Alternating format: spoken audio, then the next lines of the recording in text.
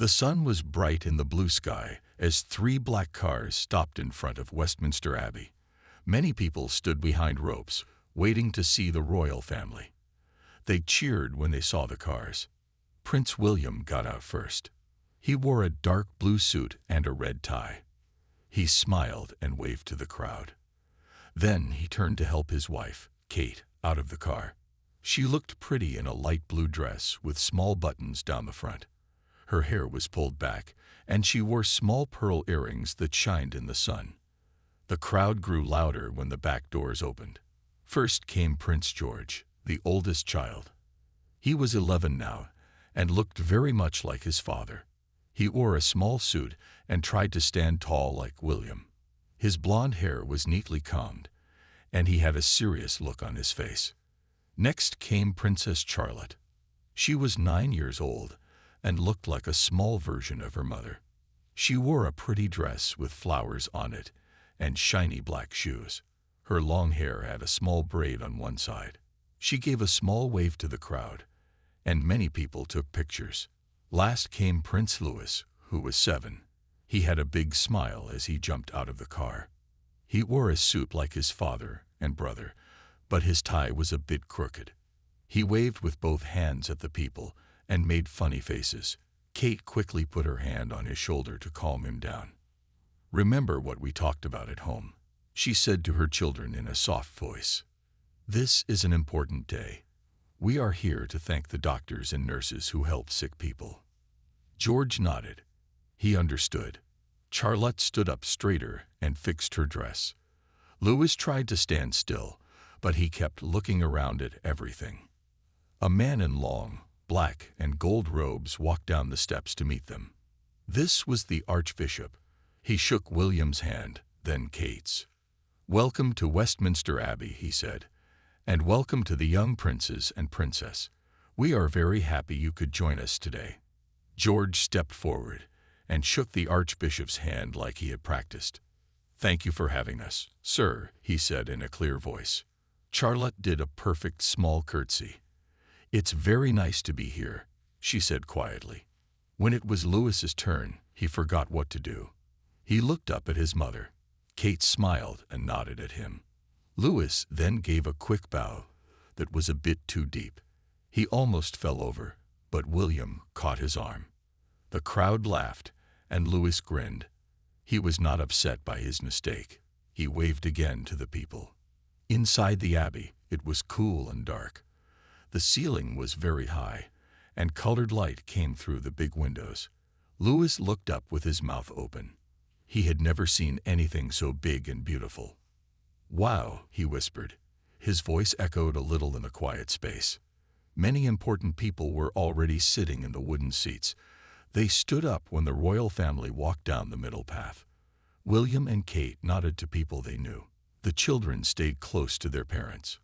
A group of children in white robes stood near the front. They were the choir, ready to sing. One small boy in the choir waved at Louis when no one was looking. Louis waved back and smiled. The royal family sat in the front row. Kate helped Louis with his prayer book, showing him which page to look at. Charlotte sat with her back straight, just like her mother. George watched everything carefully, trying to remember all the details so he could tell his friends at school. The organ began to play loud music that filled the whole abbey. The service was about to begin. William looked at his 3 children and felt proud. This was their first big royal event in the famous church, and they were doing well so far. But the ceremony was just starting. No one knew what might happen next. The choir began to sing. Their voices filled the big church with beautiful sounds. Prince Louis watched the choir children with wide eyes. He wondered if he could sing that well. Charlotte sat very still, her hands folded in her lap like her mother's. George followed along in the prayer book, turning the pages when his father did. A woman in a blue uniform walked up to the front. She was a nurse named Sarah who had worked at a big hospital during hard times. She stood behind a wooden stand and began to speak. 2 years ago, our hospitals were full of very sick people, Sarah said. We worked day and night to help them. It was a hard time for everyone. Louis didn't understand all the words, but he knew the nurse was talking about something important. He tried to sit still like his sister, but his legs wanted to move. He swung his feet under the bench. Kate put her hand gently on his knee to stop him. The nurse continued her story. She talked about sick children who couldn't see their families. She told how doctors and nurses would show pictures from the children's parents on their phones. Sometimes they would sing songs to make the children feel better. Charlotte's eyes grew wet with tears. She had never thought about children who couldn't see their parents.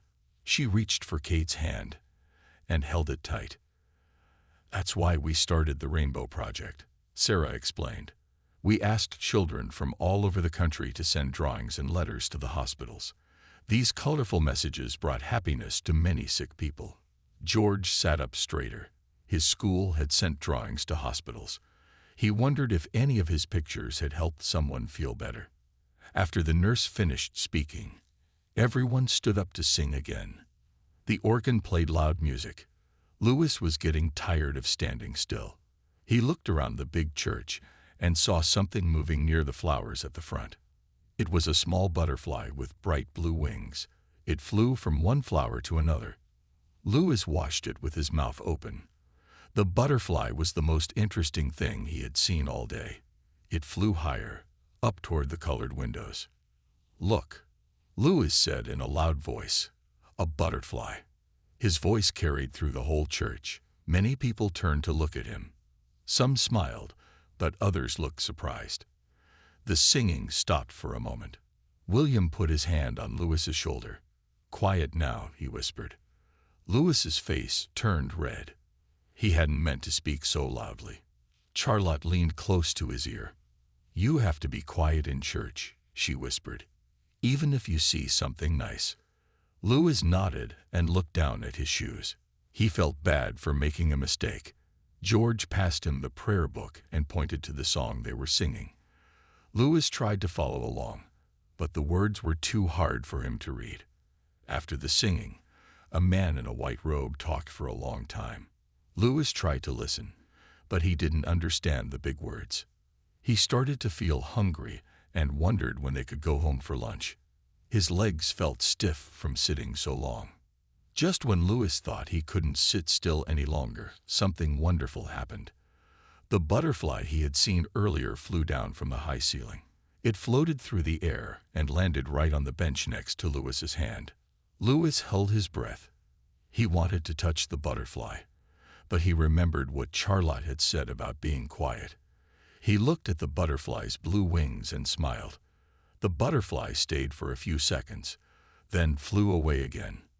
A tall man in a suit walked to the front of the church. "Now we will pray for all the brave doctors and nurses," he said. Everyone bowed their heads. Louis closed his eyes like his parents did, but he kept thinking about the butterfly. He decided that if a butterfly could come to church, it must be a special place after all.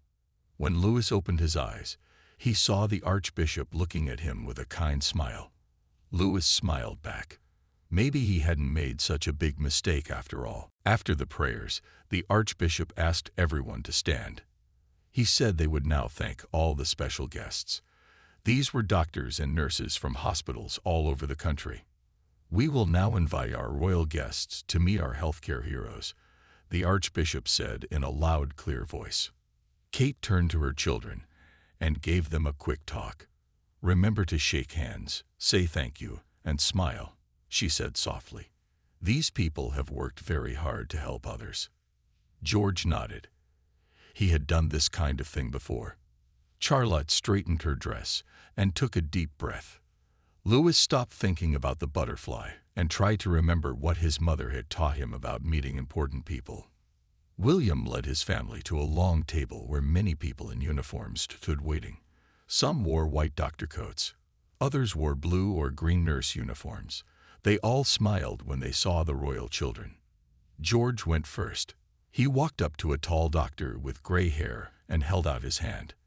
"Thank you for helping sick people," he said in a clear voice. "What kind of doctor are you?" The doctor shook George's hand and smiled. "I'm a heart doctor," he said. "I help people when their hearts don't work well." George's eyes got big. That sounds very important, he said. Meanwhile, Charlotte met a nurse with curly brown hair. The nurse bent down so she was the same height as Charlotte. "Hello, Princess Charlotte," the nurse said. "My name is Emma. I take care of new babies in the hospital." Charlotte gave a small curtsy like Kate had taught her. "That must be a nice job," she said. "Babies are very cute." Emma laughed. "Yes, they are, but sometimes they cry a lot." Louis stood next to Kate, watching his brother and sister. He felt a little shy. A young nurse with a kind face noticed him and walked over. "Hello there, Prince Louis," she said. "My name is Nurse Jenny. I've heard you're very brave." Louis wasn't sure what to say. He hadn't felt brave in church earlier when he shouted about the butterfly. He looked up at his mother. Kate smiled at him. "Louis, would you like to give Nurse Jenny the special card you made?" she asked. Louis remembered the cards. Before coming to the Abbey, the children had made thank you cards for the doctors and nurses. Louis had drawn a picture of a rainbow on his card. Kate reached into her bag and handed Louis his card. Louis held it out to Jenny. "I made this for you," he said in a quiet voice. "Thank you for helping people get better." Jenny took the card and opened it. When she saw Louis' drawing, her eyes filled with tears. "This is beautiful," she said. "You know, rainbows are very special to us. They remind us that even after hard times, there are always bright colors and hope." Louis smiled. He felt proud that his drawing had made the nurse happy. Next, the royal family was shown a table with photos. These pictures showed doctors and nurses during the hard times when many people were sick. In some photos, they looked very tired. They wore masks and face shields. In other photos, they held signs with messages of hope. "These are real heroes," William told his children. "They didn't have special powers like in your storybooks, but they saved many lives." George looked carefully at each picture. Charlotte held Kate's hand as they walked along the table. Louis stopped at a photo that showed a nurse holding a tablet computer. On the screen was a family waving. "What are they doing?" Louis asked, pointing to the picture. A doctor standing nearby answered him.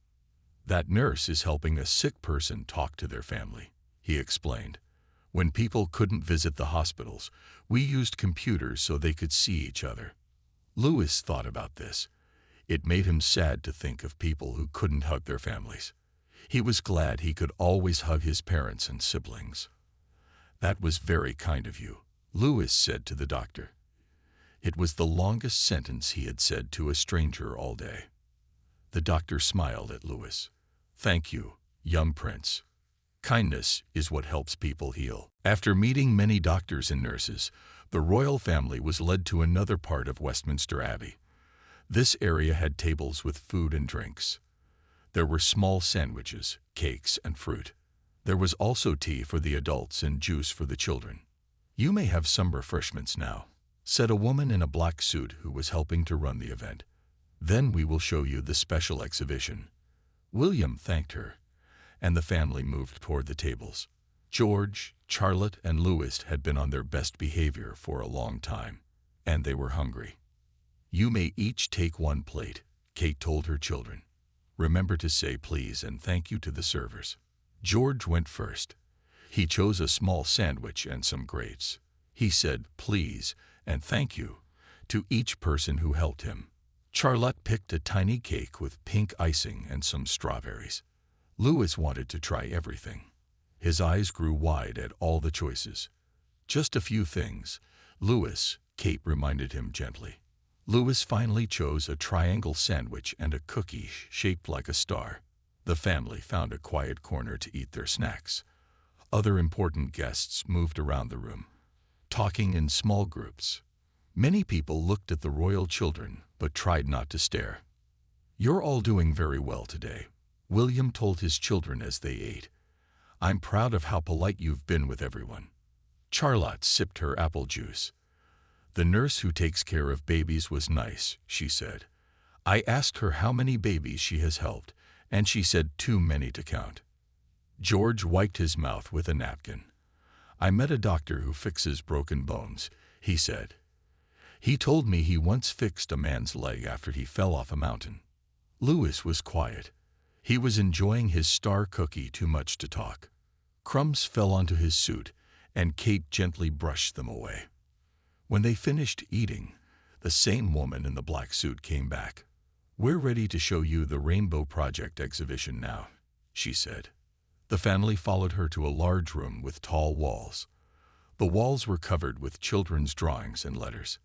There were thousands of them, all bright and colorful. "These are some of the pictures that children sent to hospitals," the woman explained. "They brought happiness to many sick people." The royal children walked slowly around the room, looking at all the artwork. There were drawings of rainbows, animals, superheroes, and families.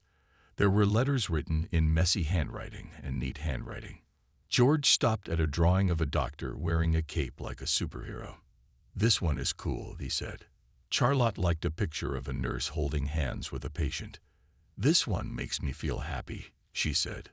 Louis wandered away from his parents and siblings. He found a wall with artwork made by very young children. The pictures were simple, with big messy lines and bright colors. Louis felt he could draw like that too. Suddenly, Louis saw something that made him gasp. It was a drawing of a rainbow with a blue butterfly on it. The butterfly looked just like the one he had seen in the church earlier. "Mummy, Daddy, look," Louis called out, forgetting to use his indoor voice again. "A butterfly, like the one I saw." William and Kate walked over to where Louis was pointing. The drawing was signed by a little girl named Daisy, age 5. "That's a lovely coincidence," Kate said, smiling at Louis's excitement.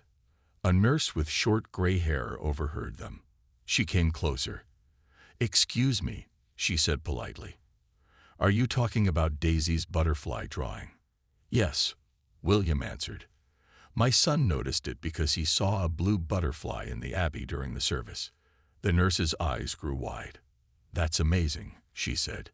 "Daisy was one of our patients. She was very sick, but she always talked about seeing butterflies that nobody else could see. She said they were special messengers bringing good luck."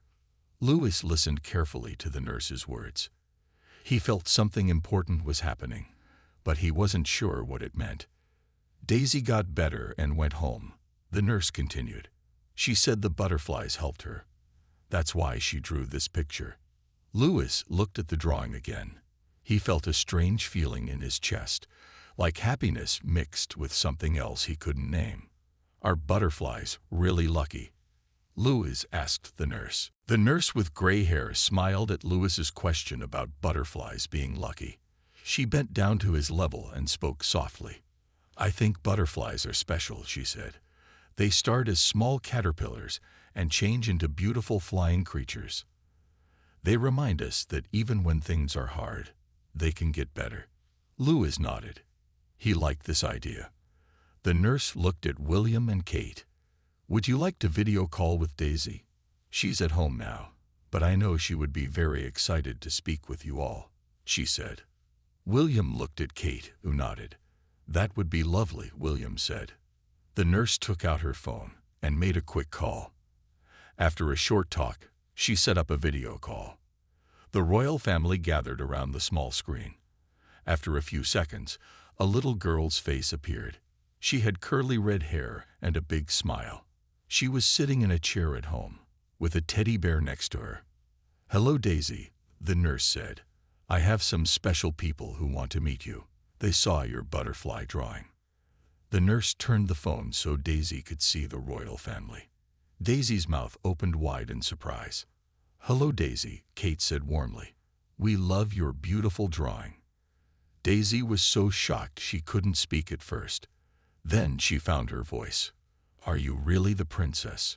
she asked Kate. Kate smiled. "Yes, I am. And these are my children, George, Charlotte, and Louis." The children waved at the screen. Louis stepped closer.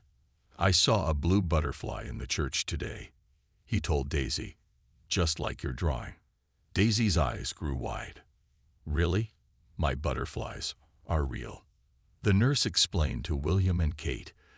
Daisy always told us she could see blue butterflies when she was in the hospital. She said they made her feel better.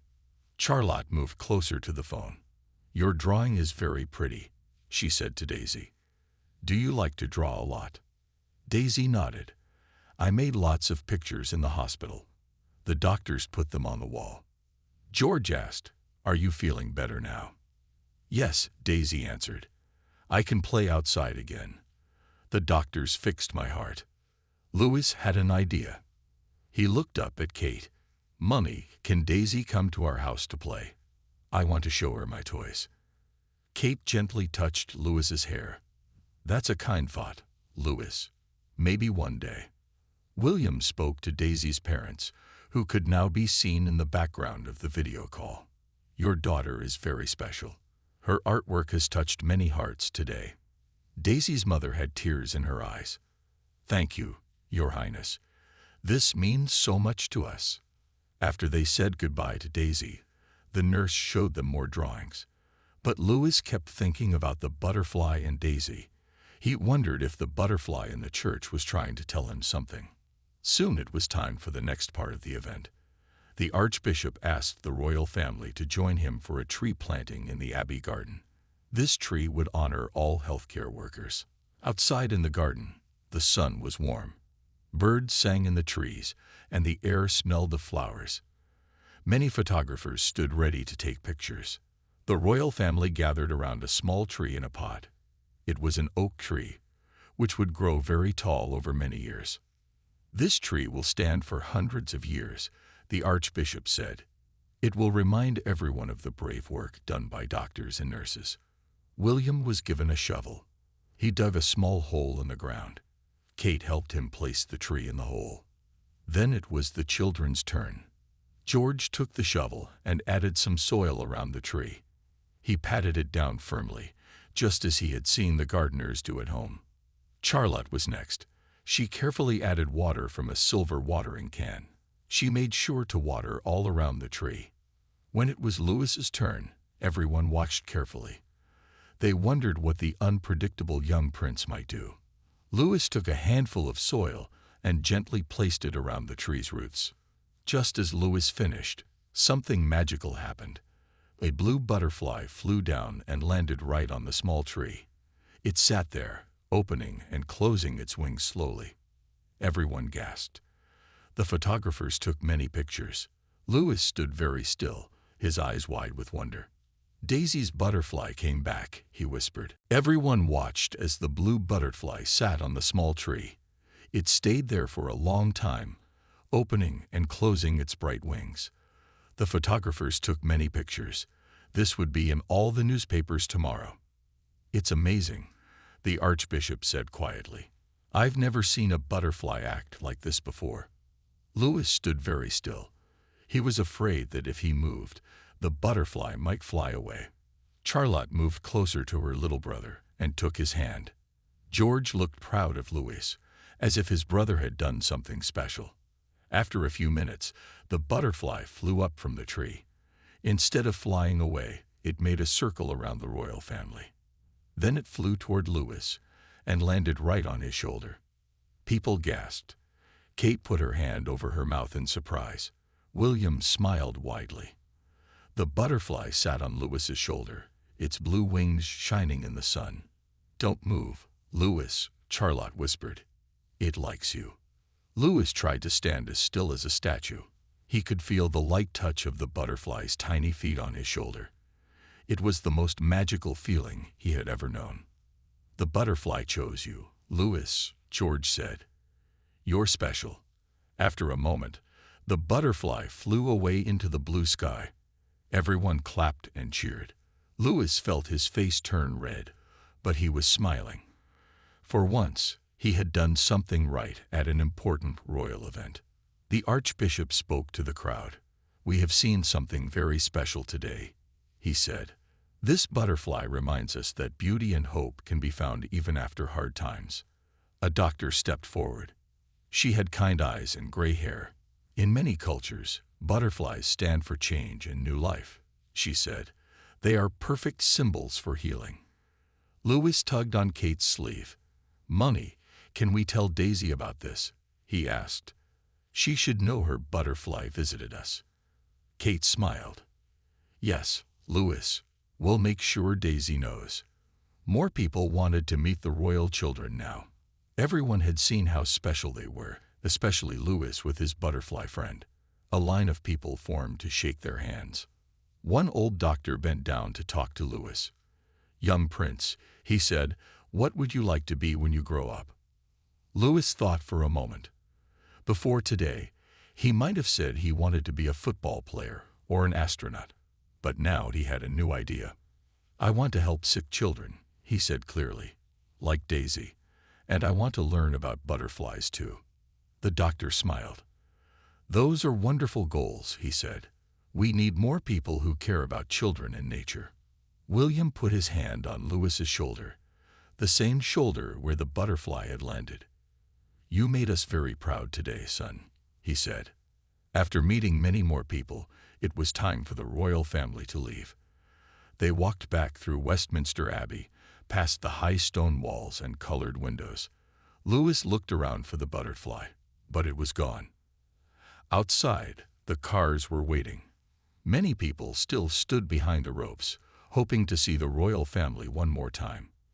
When they saw the children, they cheered and waved. William and Kate thanked the Archbishop and the other important people. The children said goodbye too. George shook hands like a grown-up. Charlotte did a perfect curtsy.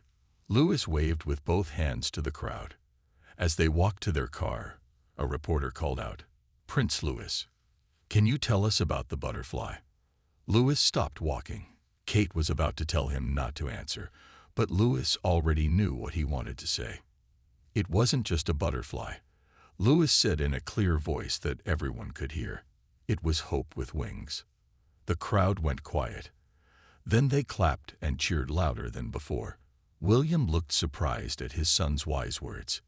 Kate had tears in her eyes. Even George and Charlotte looked at their little brother with new respect.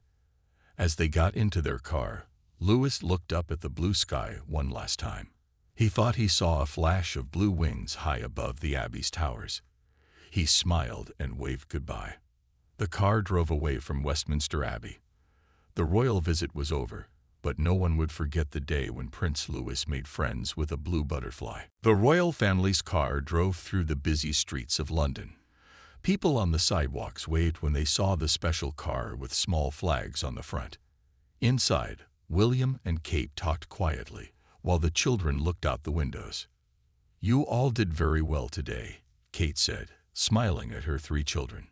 "Especially you, Louis. Your words about the butterfly were beautiful." Louis smiled. He felt happy and important. Usually, George and Charlotte got more praise because they were older and did things right. Today, Louis had been the special one. "Can we call Daisy again when we get home?" Louis asked. "I want to tell her about her butterfly on my shoulder." "That's a kind thought," William said. "We'll see what we can do." George turned to Louis. "Do you really think it was the same butterfly from Daisy's picture?" he asked. He was trying to be sensible, like his father often was. Louis nodded firmly. "Yes, it was blue like in her drawing, and it came to me because I saw it first in the church." Charlotte, who was sitting between her brothers, spoke up. "I think Louis is right," she said. "It was too special to be just any butterfly." The car turned onto a tree-lined road that led to Kensington Palace, where the family lived. The big palace had many rooms and gardens. It was home to several royal family members, not just William and Kate's family. When they arrived, the children climbed out of the car. They were tired after the long day, but still excited about everything that had happened. Their nanny, Maria, was waiting for them at the door. "Welcome home," Maria said with a smile. "I've heard you all had quite an adventure today." The children started talking all at once. George told Maria about meeting the doctors. Charlotte described the Rainbow Project pictures. Louis, of course, talked about the butterfly. "It landed right here," Louis said, pointing to his shoulder. Everyone saw it. "My goodness," Maria said. "That sounds magical. Now, who would like some lunch? I've made your favorites." While the children ate lunch with Maria, William and Kate went to their office. They needed to talk to their staff about the day's events. The butterfly story was already on the news. William's phone kept ringing with calls from people who wanted to know more. "Lewis has become the star of the day," Kate said, looking at news stories on her computer. "Look at all these headlines about the butterfly prince." William smiled. He handled it so well. "I was worried he might get too excited or silly, but he was perfect." After lunch, the children changed out of their formal clothes into comfortable play clothes. They went to the playroom where they had many toys and games. George wanted to build with his blocks. Charlotte decided to draw pictures. Lewis sat at the small table with paper and crayons. He started drawing blue butterflies. He made many of them, filling his page with bright blue wings. Maria came in to check on them. "What are you drawing, Lewis?" she asked. That evening after dinner, the royal family sat in their cozy living room. Though they lived in a palace, this room was like any family's living room, with comfortable sofas and family photos on the walls. William turned on the television to watch the news. "Let's see what they're saying about today," he said. The news showed pictures from Westminster Abbey. There were shots of the whole family arriving, of the children meeting doctors and nurses, and of the tree planting. But most of the pictures were of Lewis and the butterfly. "Prince Louis stole the show today," said the news lady. "His special moment with a blue butterfly has touched hearts across the nation." They showed the video of Louis speaking to the reporter. It wasn't just a butterfly, little Louis said on the screen. It was hope with wings. "Where did you learn to say something so wise?" William asked his son, who was playing with toy cars on the carpet. Louis looked up. "I don't know. The words just came into my head." Kate was checking her phone. "The palace has received hundreds of messages about Louis and the butterfly," she told William. "And the Children's Hospital says many people have made donations today because of our visit. They're calling it the butterfly effect." Charlotte, who was reading a book nearby, looked up. "What's the butterfly effect?" she asked. William thought for a moment about how to explain it simply. "It means that one small thing, like a butterfly flapping its wings, can cause big changes elsewhere," he said. Like how Louis seeing a butterfly led to people helping the hospital. George was building with blocks in the corner. "So Louis did something important for sick children today," he said thoughtfully. Louis stopped playing with his cars. "Really? I helped sick children?" he asked, his eyes wide. Kate nodded. "Yes, darling. Your butterfly story made people want to help the hospital where Daisy was treated." Louis smiled. He felt proud that he had done something good. Usually, it was his parents or older siblings who did important things. Before bedtime, the children got ready for their baths. As Louis took off his play clothes, he noticed something on his shoulder. It was a tiny blue mark that looked like a butterfly. "Mummy," he called. "Look." Kate came to see. "It's just a small bruise," she said. "Maybe you bumped into something." "No, it's a butterfly mark," Louis insisted. "From where the butterfly sat today." Kate didn't argue. "Well, then it's a very special mark," she said, kissing his shoulder. After baths, the children put on their pajamas. Maria helped them brush their teeth. Then William and Kate came to read bedtime stories. In Charlotte's room, Kate read a story about a princess who helped her kingdom. Charlotte listened carefully, then asked, "Mummy, can I visit the Children's Hospital someday? I want to read stories to the sick children." Kate touched Charlotte's cheek. "That's a lovely idea. When you're a bit older, we can arrange it." In George's room, William read a book about explorers. After the story, George said, "Dad, I want to learn more about doctors and how they help people. Maybe I could be a doctor when I grow up, as well as a king." William smiled. "You can learn about anything that interests you, George. Kings need to understand all kinds of important work." In Louis's room, Both William and Kate came to say goodnight. Louis was already sleepy after the big day. "I had the best day ever," Louis said as Kate tucked his blanket around him. "You were wonderful," Kate told him. "Everyone is talking about how special you were with the butterfly." Louis yawned. "Will people remember today?" he asked. William sat on the edge of the bed. "Yes, Louis. I think people will remember the butterfly prince for a long time." As Louis drifted off to sleep, he smiled. In his dreams, he saw blue butterflies flying around Westminster Abbey. They flew through the colored windows and around the tall columns. They landed on the special tree the family had planted. And in his dream, Louis could understand what the butterflies were saying. They were thanking him for being their friend and for helping Daisy and other sick children. Outside Louis's window, in the palace garden, a single blue butterfly rested on a flower. It would stay there all night, as if keeping watch over the sleeping prince. 1 month after the Westminster Abbey event, something special was happening at Kensington Palace. The royal family was hosting a small garden party. It wasn't a big official event with hundreds of guests. This was a special party with just a few important visitors. In the palace garden, workers set up small tables and chairs. They hung colorful paper butterflies from tree branches. A table with cakes and drinks stood under a white tent. Everything looked bright and cheerful. Louis ran around checking everything. He wore nice blue shorts and a white shirt. "Are they here yet?" he kept asking. "Not yet," Kate told him. She wore a simple summer dress and had helped plan this special day. "They'll be here soon. Remember to be calm when they arrive." George and Charlotte were helping Maria put out plates and cups. They wore nice clothes too, but not the fancy outfits from Westminster Abbey. This was meant to be a fun, relaxed day. William walked into the garden carrying a large wrapped package. "Is everything ready?" he asked Kate.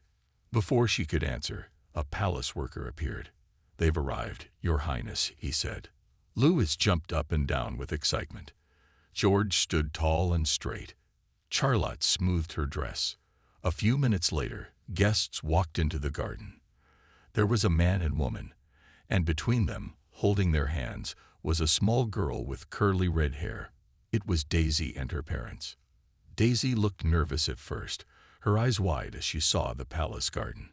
Then she spotted Louis and broke into a big smile. "Hello," Louis called, forgetting all about being calm.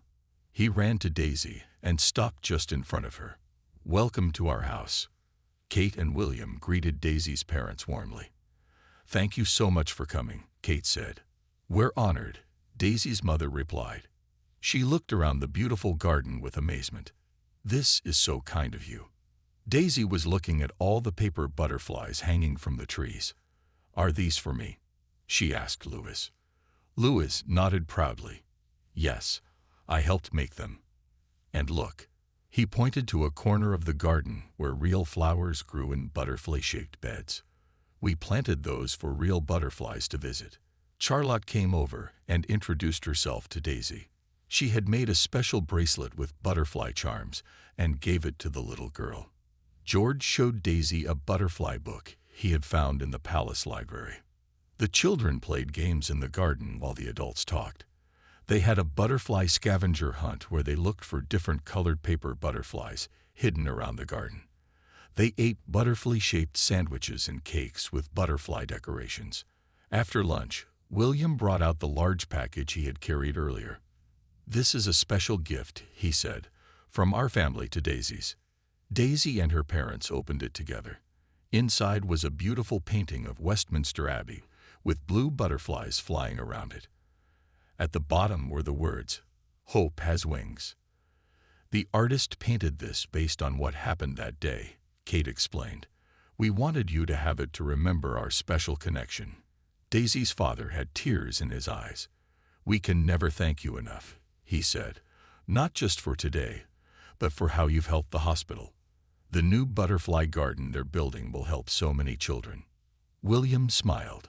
"It was Louis who made it all happen," he said, putting his hand on his youngest son's shoulder. "Sometimes The youngest ones teach us the most important lessons. Later, as they all walked around the palace garden, something wonderful happened. A group of real butterflies flew among the flowers. There were yellow ones, white ones, and yes, blue ones too. The children ran among them, laughing. Photographers who had been allowed to take a few pictures captured the moment when a blue butterfly landed on a flower that Daisy and Louis were looking at together.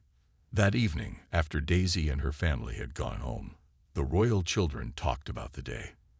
"That was better than any official royal event," George said. Charlotte nodded. "Daisy is so nice. I'm glad she's your friend, Louis." Louis was looking at a picture Daisy had drawn for him.